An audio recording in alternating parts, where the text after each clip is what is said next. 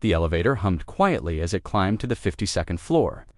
Robert Sterling adjusted his tie and checked his watch again. 7:30 in the evening, and he was just now heading home from another 14-hour day at Sterling & Associates.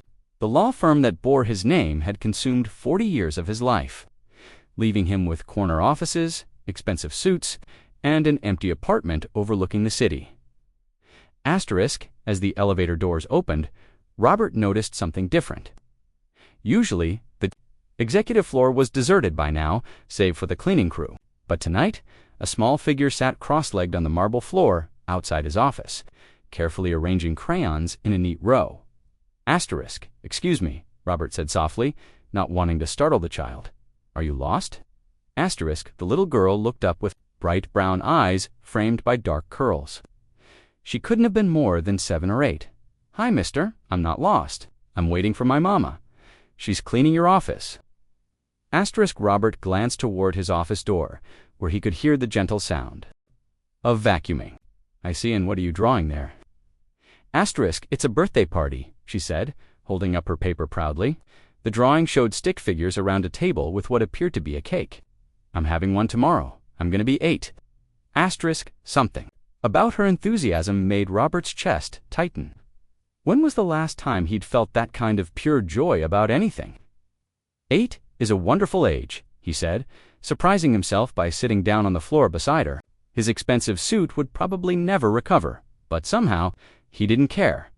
The little girl studied him with the frank curiosity that only children possess.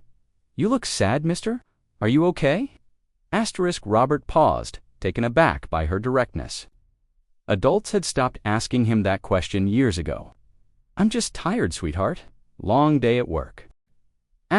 My mama says work is important, but people are more important, she continued, coloring, adding what looked like balloons to her drawing. She works really hard she has 3 jobs, so we can have nice things. The vacuuming stopped, and a woman emerged from Robert's office. She was perhaps 40, with the same warm brown eyes as her daughter. But there was a weariness in her shoulders that Robert recognized. Emma, honey, what did I tell you about bothering people?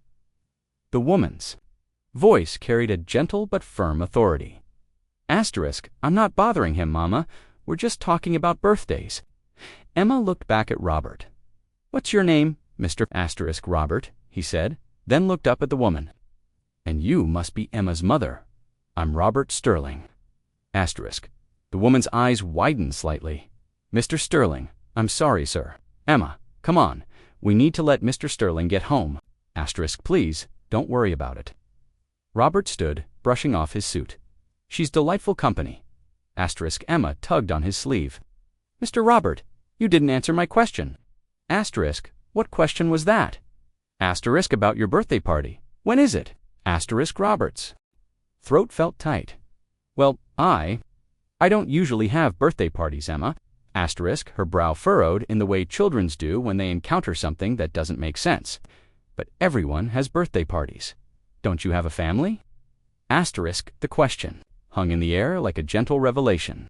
Robert looked at this child, this small person who had somehow seen right through his expensive suit and prestigious title to something he'd forgotten existed within himself.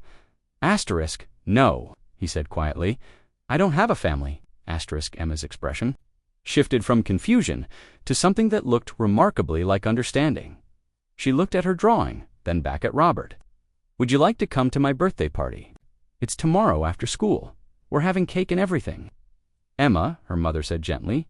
Mr. Sterling is very busy, actually, Robert interrupted, surprising them both. I'd be honored to attend your birthday party. Emma, if your mother says it's okay, of course.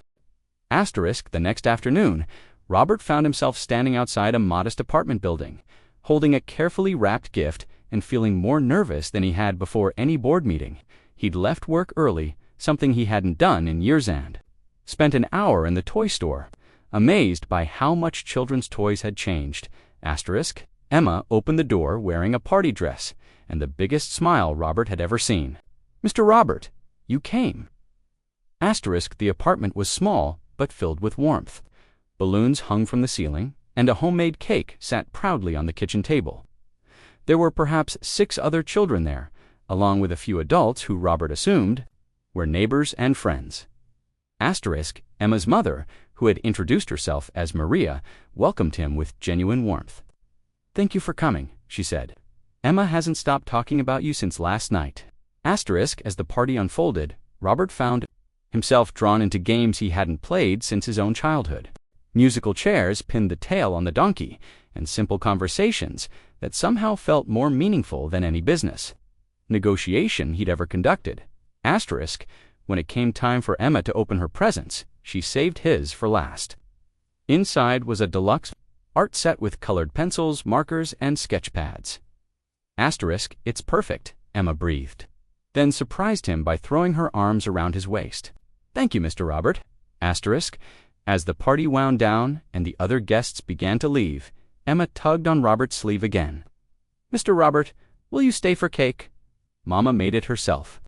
Asterisk, so Robert stayed, sitting at the small kitchen table with Emma and Maria, eating homemade chocolate cake and listening to Emma chatter about school and her friends and her dreams of becoming an artist. Asterisk, "You know," Emma said thoughtfully, "you're not sad anymore."